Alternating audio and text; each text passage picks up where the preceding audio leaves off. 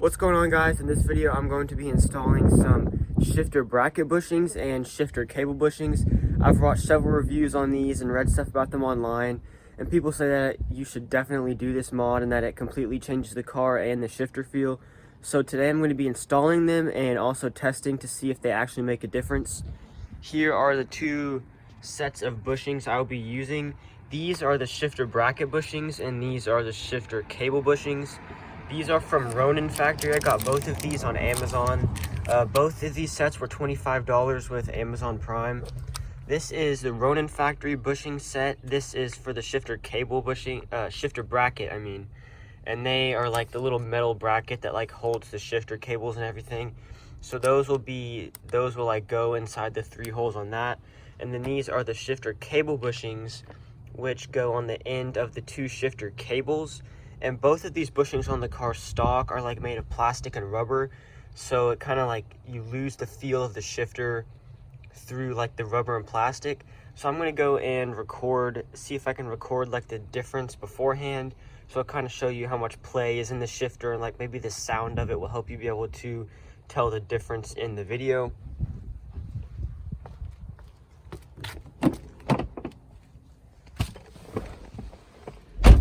I also got this new carbon fiber shift knob, and I feel like it's from Ford, but I feel like it's a little bit lighter than the stock one, because I could kind of get a little bit more feel through even just this.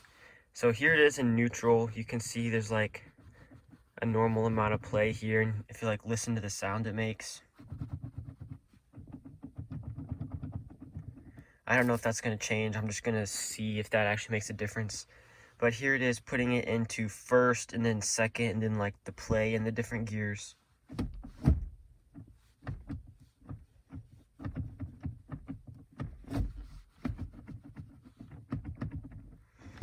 So I don't know if you'll be able to tell anything from that, but maybe once the bushings are installed, you'll be able to see, since you can't feel the shifter from the video, maybe that'll help you kind of see a difference. But let's get started installing them and see what all we need to do to get these on. I've heard that it's actually pretty hard. A bunch of the videos say it's really hard to get them installed, but it's worth it.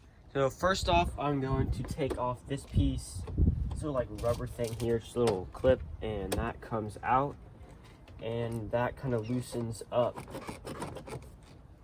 the box right here, and there should be like little clips down inside. Actually, I'm gonna loosen these 2 like metal things right here that hold this on. I'm actually gonna be replacing this piece in my next video. So these are actually a little bit hard to get to. They're back down in there. So just loosen these 2 clamps.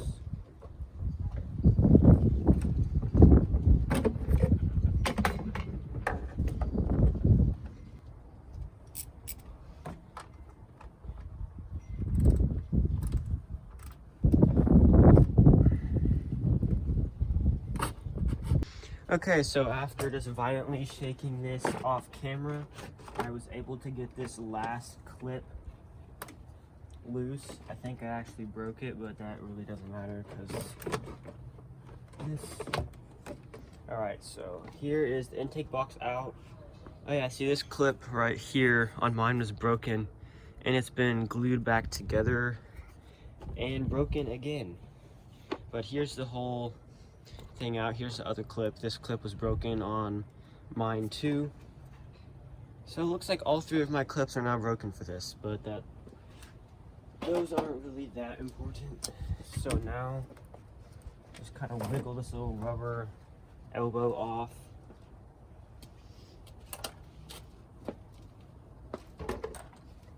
And that should give us enough room to work in here. I'm just gonna pull the hose for the sound imposer off because I'm gonna be deleting it soon anyways, so pull the hose for that off. The actual sound imposer that goes into the intake manifold, I just pulled that off, and then you can just pull the hose up and out of the way. This is the shifter bracket, but right now I'm just going to do the shifter cable end bushings, which are these right here. Only way to get these off is by breaking them. So you just have to sit here and work at it for a long time and just get in here and pry these things. So I have the first shifter cable broken out. As you can see, here's the second one, here's the first one. I kind of damaged the plastic a little bit, but that doesn't matter. Here's what it looks like when it's broken apart. Here's actual rubber. As you can see, it's super like flimsy and squishy, so that will be replaced by metal, so that will improve it a lot. This piece is like the other side that broke off. We do not need that. What we need is this piece. And if you look down inside the middle of there, there's like a green piece, and that is the piece that snaps onto this. You will want to cut off this plastic part around it. You don't need that, but you need the little green piece in the middle. So try to get that out just by like cutting it with wire cutters or a Dremel. So I'm just I'll just kind of mess with that for a little bit and try to get it out. And then that's what we'll put in the middle of the new bushing, and then we'll screw it on. Here's what it looks like when it's popped out. This is the piece that we need right there. This is how I got mine out. It's kind of got wire cutters and cut along there. So we do not need this anymore. This is what we need. The plastic was really brittle. It was actually pretty easy to get out. So this is what we're going to be putting in our new bushing. So I'm going to get my shifter cable bushings and open these up, and then I'll show you how the green piece fits into the cable bushings. So here is the metal bushing. It just unscrews like this. So all you need to do is unscrew it like that, and then you have the green piece, and it'll be flush when it fits in. So it goes in there just like that. Then this piece just screws on over the top, and you'll want to put Loctite on this whenever you put it on, because you don't want this coming loose in your engine bay. And so then what we'll do is this will screw around. So like the yellow piece down in there, kind of like the yellowish plastic, will go around this, and then we'll screw it on with some Loctite and snap it on, and then this one will be finished. I'm putting on a little bit of blue thread locker. This piece right here goes in underneath. So this piece right here goes on top into the plastic piece. It's a little bit of a tight fit, but that's the point. And then we'll just flip this over and screw this in. Just like that. And now that's how it snaps back on, but this has a hex right here. So you can use an Allen wrench to get this completely tight. I'm gonna do that just so it's really snug. So you have to snap it on while it's loose, and then tighten it, because it tightens itself around the little green plastic piece. So that is super tight and stuck on there. I don't see that coming off anytime soon. So now it is time to repeat that whole process with the second bushing.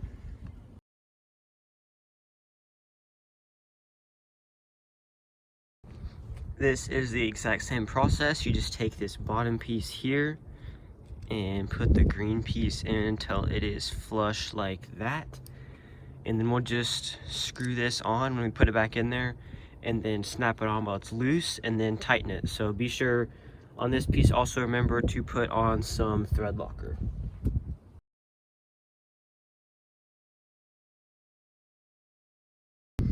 And now I'm just gonna go test the difference with just these bushings right now, and we'll see. So I can tell the difference between these and the shifter bracket bushings.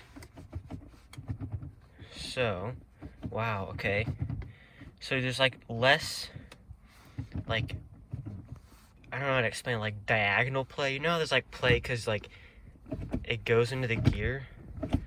Oh my gosh, that actually feels like, these feel so much different without even the cable bushings. This is just the, or without the bracket bushings, this is just the cable bushings.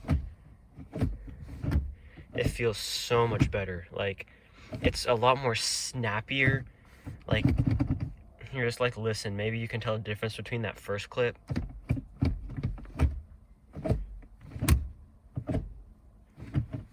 It is so much better. It's like stiffer, it's perfect. It's not too much, like it just snaps right into gear. You like really can tell it's in gear. Like beforehand, like you knew it was in gear, but like you didn't really get like a good just snap into gear. And it almost like falls into gear easier. It's just kind of like, it just feels better all around. So let's go install the cable bracket bushings. And that requires taking out the battery box, which is a pain to do. I had to do it once before to get the battery out, because you have to take the battery box apart just to get the battery out. So we have to take the battery out, and then we also have to take the battery box out to get to these cable bracket bushings. And you kind of have to like glue them in, and then you have to bolt them in. It's really hard to do. So we're gonna go ahead and do that, and we'll see how much of a difference those make. I'm actually going to have to take off the bushings we just installed. I just shifted it on accident.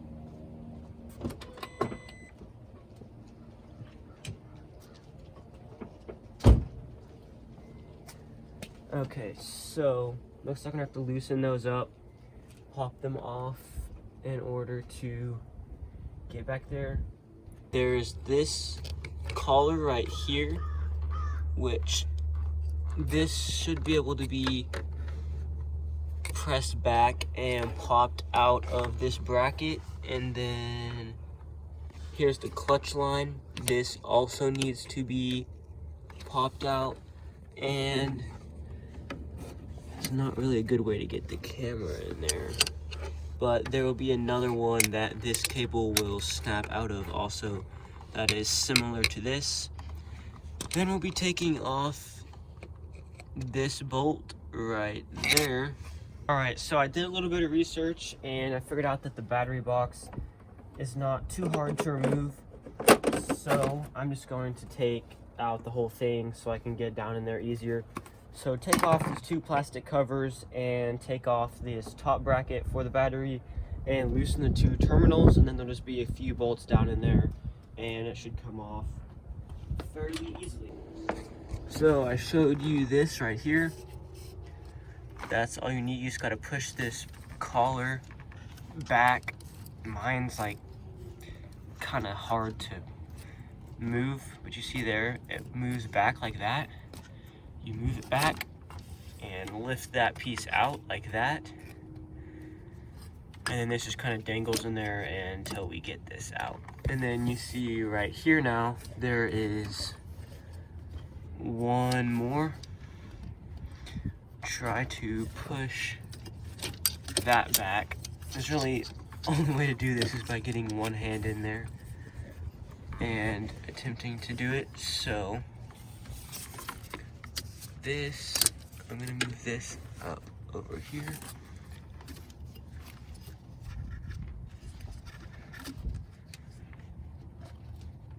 This one's a lot harder to get to. So I'm gonna I'm gonna set the camera down and get that out. But you get the point. Just press this back and lift it out of the bracket. So I popped the second cable out. You can see it right here. How I eventually got it out was reaching my hand in through here, pulling the collar back, and then putting this screwdriver in, and then putting it underneath like this, and I put it underneath there and then just kind of pried up, and it eventually came out. So now that you have everything attached, make sure you also, if I can get the focus right here, make sure to pull out this clutch line as well. And then now you're ready to start getting to all the bolts. So I found the last one, and it's not actually as hard of a spot as I was thinking it was. It is right there. It's not focusing on it, but it's like sideways. So you're gonna have to somehow get a wrench down in there. I don't know how I'm gonna do that. I might just have to use like pliers or something. But if you look here, look at how wiggly my bracket is right now. So I think that these are actually gonna make quite a bit of a difference.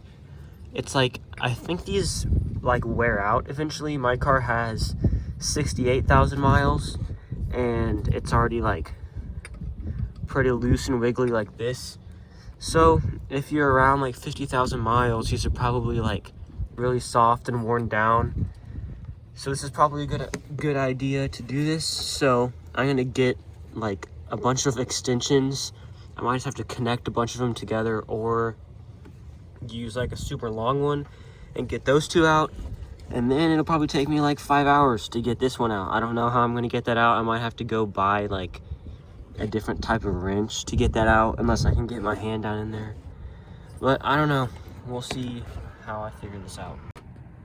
So after searching for about 30 minutes, I finally found a 10mm, and I have it on several extensions so I can get the socket to fit down in there. And I even had to put like a tube across this and out because the bolt was so tight.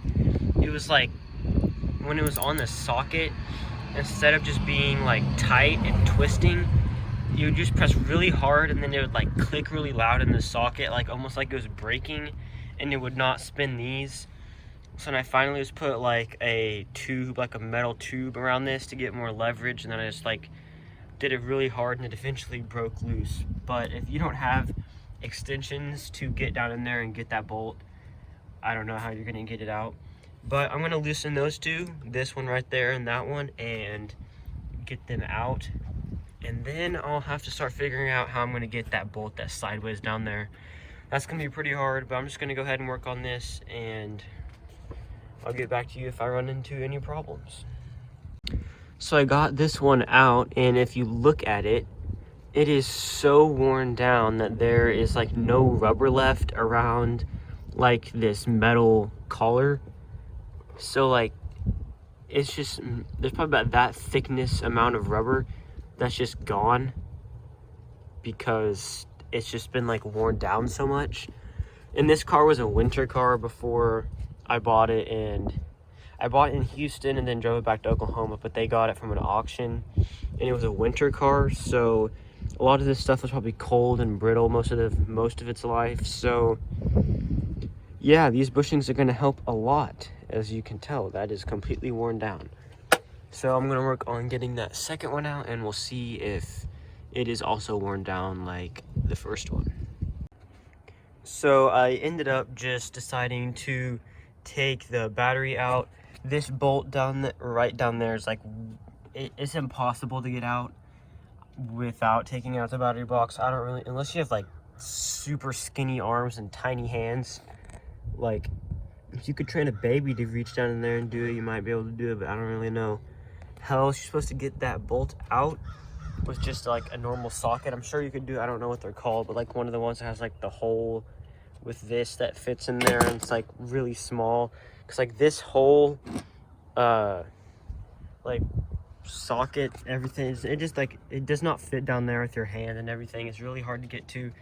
So all I did was take off the battery like tie down bracket. I took off the positive and negative terminals, and then you have to lift up this wall right here, like this old thing. You lift it up and pull it out, and then that allows you to pull the whole battery out. I can't do it with one hand, but like I'll get the whole battery out, and then I'll take like the box out. There's some bolts down there. I'll take the whole box out, and then I might be able to reach down in there, and it'll make everything a lot easier. So I finally got this bolt back here out. Taking out the battery, like, you have to do that. Just go ahead and do it right at the beginning. It'll make everything so much easier, and it's not actually that hard either. I had to use a 3/8 socket because my 10mm like stripped itself somehow getting down in there. But now this bracket comes out super easily, and now that the battery is out, it makes it even easier to get out. So now I gotta figure out how to put these bushings in and bolt everything back in, I guess. So these are the Rhoden factory bushings from Amazon. This company has great reviews. I've seen like several different people talk about them, but their shifter cable bushings, which we did at the beginning of the video, were $50, and I could get the same set for $25, and there's no difference between them. So I did get these from Rhoden Factory though, because they were the same price as all the other ones, and they seem to have a little bit better build quality, but they give you a sticker. That's always fun. And just they get inside of the bag, you have 3 separate bags of the actual bushings themselves. If I don't drop them in my engine bay, that would be nice. So that's that. You get 2 stickers, business card, and 3 bags of bushings. So that's what comes in the package for the Rhoden factory bushings. Now to actually install them, we need to pop out these that are like the little metal collars that are in there. So just kind of get a flathead screwdriver and press them out like that. Those come out, and then also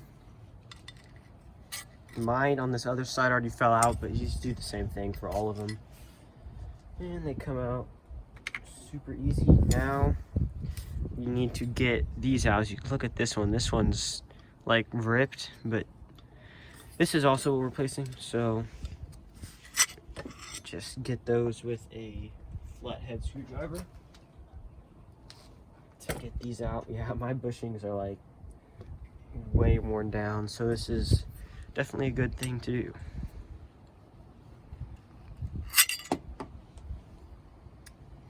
And that's all of them. They don't actually stay, like this one will stay and it'll kind of like snap in there, but this top one has no way of staying in there. That's one bad thing about the Rhoden factory ones. There is another company out there, I don't actually recall what they're called, but theirs will snap in and kind of stay in there. So I don't really know about how I want to actually go about doing this. So the bracket, I think I'm just gonna super glue them all on and let them dry, and then I will set them in there, because once the bolt goes through the hole, the glue is gonna you're not gonna need the glue. So the glue doesn't serve like a huge purpose other than just making it easier to install them. So for installing the bushings, you'll notice this one, there's this piece right here that has like a middle piece that actually goes inside of the bracket, and if you notice it's thinner right here. The thick one goes on the bottom, so make sure that the thick one goes on the bottom that actually mounts to like the car transmission. So and on this piece, on like the side piece, I'll show you when I put it in once I have it all glued, but I'm going to use some 10-to-1 all-purpose cleaner just mixed with water to clean this and clean all the areas so that the glue actually sticks and the bracket's just clean and everything. So be sure to clean it, otherwise your glue won't stick and you'll probably lose one of the bushings down in there when you're trying to install it. So you can see here, I just put a little bit of super glue on there, and then I'm just gluing it down into here so it doesn't fall out when I'm installing it. And this is how the bracket goes, and this is the thin one. This is the top of the bracket, so the thin one with like the piece that actually goes inside the bracket goes on top. So just super glue that in, and I'll super glue this one. So I'll super glue that one, and then I'll show you how this one goes. It goes on the side since it's not on the top and bottom. So here's how this side bushing goes. The thin piece goes facing outside of the car, and the thicker piece will be going up against the transmission. So go ahead and glue all those on, make sure they're dry, and then you'll be ready to install the bracket back on the car. So all the bushings are on here being super glued, they're drying. So I'm just gonna let them sit for about 10 minutes just to make sure they are completely dry. I'll try to set it to where they're kind of even. And so I'm gonna let these dry real quick, and then I think I'll be ready to put it back on and get all of this mess put back together. So now all of the super glue has had time to dry, and all the bushings are pretty solid in there. It is time to put this Everything is attached back to the shifter bracket. I have the clutch line. I snapped in both of the shifting cables, and all the bolts are in, so I believe that was everything that was taken apart. So once you have that together, before you put everything else back, go and shift the car just to like test it and make sure that everything still works and nothing broke while you were working. Both the cable bracket bushings and the shift cable bushings. Oh wow. So they actually do make a difference. This is definitely do this mod. I would recommend it to anyone with an ST. It is a little bit of a pain to install. It's taken me like almost the whole day, but I definitely recommend it. So I'm going to go ahead and get everything else put back together in the engine bay, like the battery box and everything, just to get that all situated, and then I'll be ready to go drive it and test it. So I finished the install, got everything put back together in the engine bay, and it's all back to normal. I just went and test drove it, and it feels amazing. It's like completely different. It feels like a completely different car. Like when you shift, I don't know if I'll be able to replicate it, but like when you first, like right here, no, not there. It's like, I can't really get it to do it now, but whenever you first start it up, it's almost like it's get like warmed up or something before it stops doing it, but it'll go like halfway into gear, and then it'll kind of like feel like it's in gear when you press harder, but then you really have to like shove it one more like hard shove. So you kind of have to be a little bit more forceful when first starting driving, but now that like I've driven it a little, it's just like, it's still really smooth. So I feel like it gets like warmed up or something. I don't really know what happened, but it would be like now you're gonna push just a little bit harder to go into gear. I think it makes it more fun. It's a lot more notchy and just like solid feeling. It feels great. But I don't know, just be careful to make sure that's in gear, because like at first it was happening in fifth a lot, but I can't really get it to do it again. But just make sure that you're in gear. It's a little bit easier to kind of just like accidentally it's harder to get it neutral, kind of to like flick into the next gear, you know. But it's like nothing's like too crazy, just kind of giving you my thoughts on it. But that's about it. Thanks for watching. Please like and subscribe, and I'll see you in the next video.